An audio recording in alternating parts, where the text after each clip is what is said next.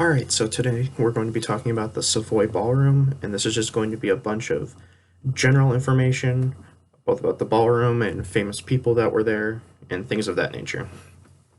Alright, so the Savoy Ballroom was one of the many ballrooms located in Harlem, and this one was a lot more elegant than the other ones. It even had a dress code, and thus it was called one of the world's finest ballrooms.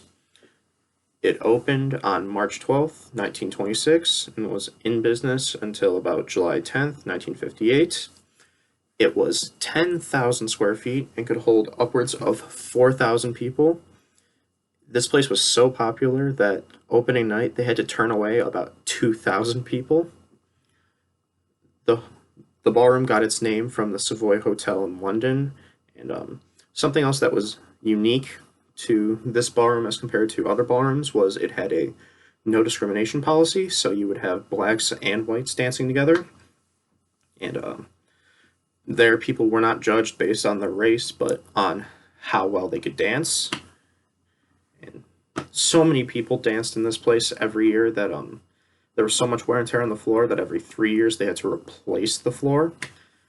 They could afford this due to the fact that they were bringing in over $250,000 a year, which in today's currency is way over $1 million.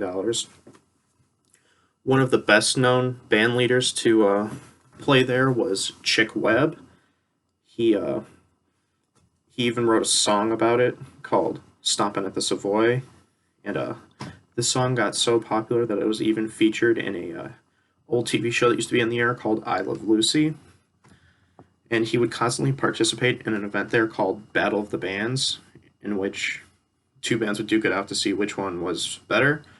And two of the people he actually ended up versing were both Benny Goodman and Count Basie, and he actually beat them both.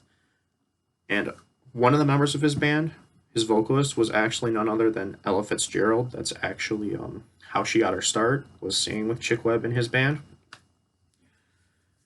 And another thing about it was there were two bandstands in the ballroom. There was one on each end, and then there was also a smaller one along the eastern wall, so you could have up to 3 different bands playing at the same time, so you could get a lot of variety of music there.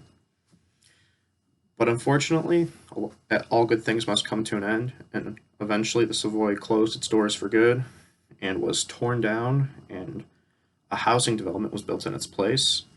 When it closed, Count Basie was quoted by saying, "With the passing of the Savoy Ballroom, a part of show business is gone." And this is especially true with the Savoy Ballroom because it was a key place for not just the jazz age entirely, but for the swing era especially. But not all hope is lost, because last year in 2019, there was a project announced to use virtual reality software to recreate the Savoy Ballroom digitally with the help of historians as well as people who were there to make sure it's as authentic as possible. So who knows? Maybe one day we'll be able to visit the Savoy again from the comfort of our own home. Anyway, that's it. Thank you for watching.